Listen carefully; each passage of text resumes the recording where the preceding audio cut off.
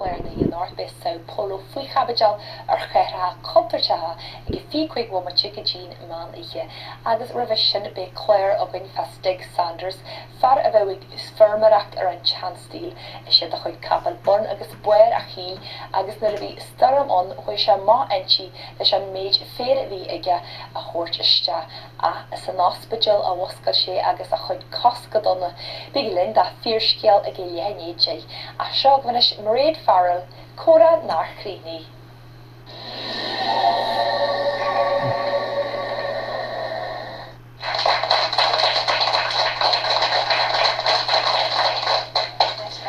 For all the support she's given us all over the years. Thank you. Now I know you're only out 2 months after 10 years in jail, but do you see much change in thinking in Belfast Republican circles? I think signs are good that people have become less entrenched in positions and more. I think it's a very, very progressive outlook people have.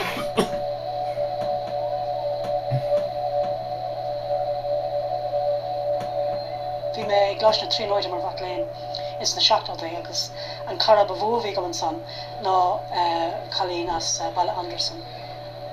Agus bhí sé sé mór le Mairead Farrell córs na bahiad. So coolla mé hanam hic mé go raibh sí brísú. Agus an sanna nachtó sé fuair mé comisiún leabhar ílsiú ar staid na brísún, staid na man sa phrísún ó thuaig. Cuoi níos láireach an san ar Mairead Farrell bhí sé dúrach scoiltas ar bhí sé lántásta leartlam agus cá mé bliain goile a tuair cóid ar an dig agus a chur aithne ar chur aglah ar aga chur an aithne ar go dtí ní fearra 8 agus bin an nóiar na chonig mé mar an son cúpla teach na níag san Harla Gibraltar. Last Sunday's gunning down of 3 unarmed suspects on the Rock of Gibraltar. Another bloody incident in Britain's anti-terrorist war, followed by an extraordinary saga of misinformation.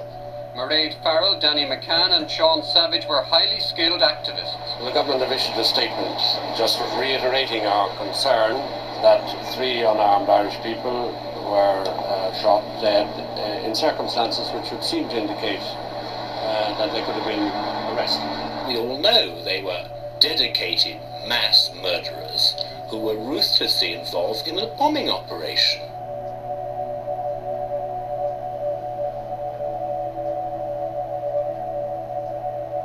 Well, Mairead Farrell, a controversial figure in that she was a female IRA volunteer, probably the single most high-profile such person of the, an identifiable person of the Long War, and as such that and the, I suppose, the extremity of what occurred in Gibraltar has given herself and that incident a long notoriety.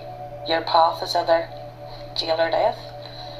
People are under no illusions when they are involved in the Republican movement that these are the 2 options. That's one of the tragedies. You know, the famous quotation that to the people of West Belfast she was seen as a patriot, to the British she was seen as a terrorist, and to her family and friends she was seen as another victim of Irish history.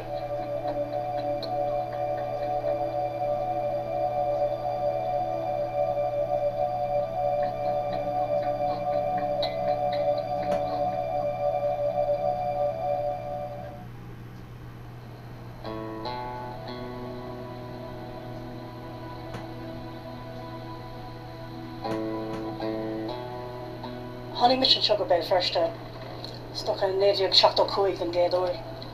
Agus Kermayana and son, I suppose, an bubble. Agus river Schulen sagas. The slog shed the hula. I mean, it's done grammar kayak she. I mean, she or galore schlitter. Of a tournament and sorry. Got paid. Because it's on son of cool me and Mairead and Gay Dory. Shop ban, they're called each Lumfanig. Bhí mar ag an óir céanna ban rialta ar scoil ar bas lítrim dá máthir a chuig ó thuaig as ar bhacad a maithir ach ar chuig sé sin ó dheas. Agus is an néideoch 7 mar a dúir fi bhí sé san óscoil an leat lia agus bhí sé ibrús an árhacha agus de chuir sé chuoine me chana héamh go bhfuil cad a thug an sonnaí cad a thug an sonmise agus is bhfuil an man freigar ná den chuid a smó an tochaí in a bharmar an So tá man so fecant a bhéimiist bhfuil éon clí go bhéimiist tar éis an méid seo ama. You know, brethir an duine, brethir an man óg san a bhí lán a bhaig, a bhí lán dóiríir a bhí tucad as na rudí a thucas sós a saoil a bhí réig, saoil daoine eile a thógan creis, ar bhatha leis na rudí ar creitiúnta. So tá mid an sáthar mór céanna ach tá sé códifriúil saoil eile ar fad is a héanair. You know, Dort LP Hartley in Oorscale, the past is another country. They do things differently there. Tá sé sin fear, tá sé le feiscint and so.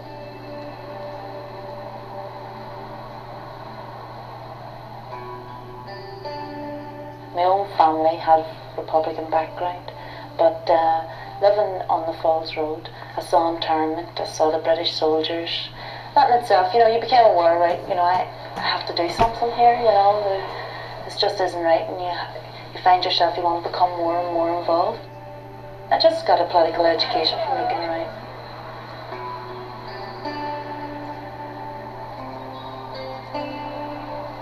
So seo ceartláir bhór na bhá. Seo hit na stráidna inar tógach Mairead Farrell, you know, bhí siopa beag ag a hathair. He's in just a pound loney. It's on Ganter so about a hair. So when she lesh and gahar o gogas, I know Pascal de Litra med amar, agus an sohar vor na val, a varshi and kid, with a shably and a shopney and da hoiga. Gag Sarah nor vi Mairead dog ak winter Farrell a dig in Mail Fersta. Is heather Charlene the Sierra of Conte Litra. Is Queen Sean O'Sullivan. Mairead Farrell tak go bell an bhór agus í óg.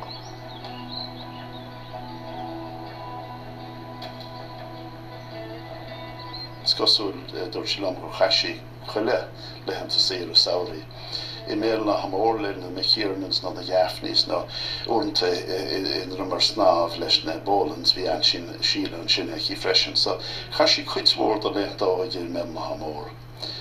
Agus is sin is toch chaisi a chean ahir Johnny Gaffney.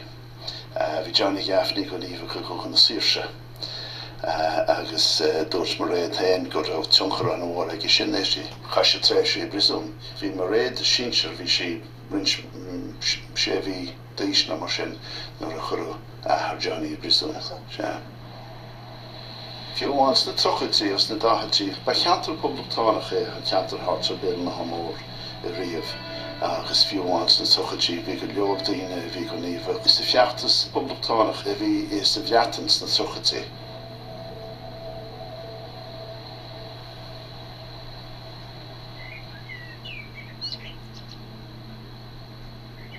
I met this girl, and she was in Ireland, she was in the jail. I said to her, like, what was it really like? Was it really that bad? She was saying, "Ach, it's bad, but everybody, you know, helps each other and just come at you." I said, yeah. But it, you know, that always stuck in my mind, asking about that. Iad is go leor taifidí foiime le Mairead mar haide an leabhar, ach nuair a maraíochtaí chuig sé díanarm éisteach le. So dágus an láiscríban ar le taobh, ach níor agus riamh a méige, níor na starúd ar riamh go deol, ná ar an amson, ná ar an tréimhse son. Caithfinn si go mór mar chuine, is go ní éon áras ormsa ach gur ginach isise as na cúnsaí inar bharse, as stair agus políocht na hÉireann. Cach Brian Feeney a óige I Mail Fersta chomá. Is hang go mar suas le na chéile le leart fé cadbu chuile siúd féna le son.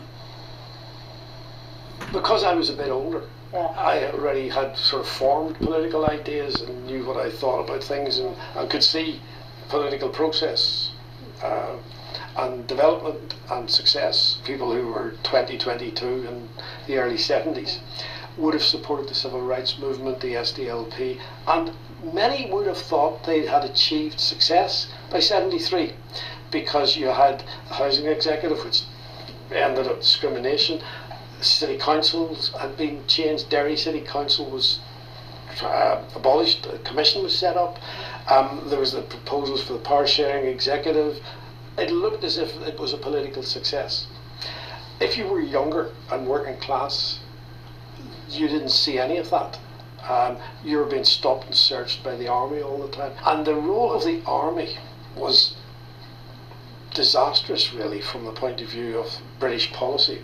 The behaviour of soldiers after 71 was just outrageous, and they acted as recruiting sergeants. So people were understanding about what was going on, but they were very careful about whether or not their children would be swept in. So it wasn't a case of saying that they were morally superior to people who joined the IRA. They just thought the risk was so serious.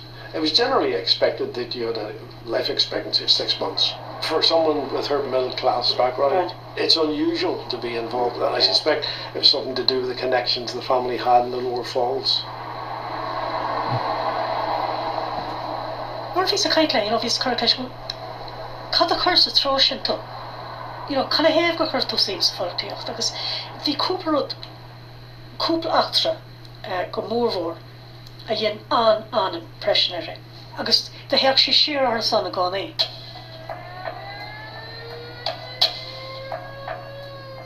An Kielrod ná nói Bombay Street an únsaí a yin na deal shorty Freud na timple Clonard agus Ictar fór na bhall. Agus nói an bhríist legach Milan na bí specials a hánig isteach ins na car na móra agus í an scuile leo ó machine guns agus curach sráid na umlána trí hinna.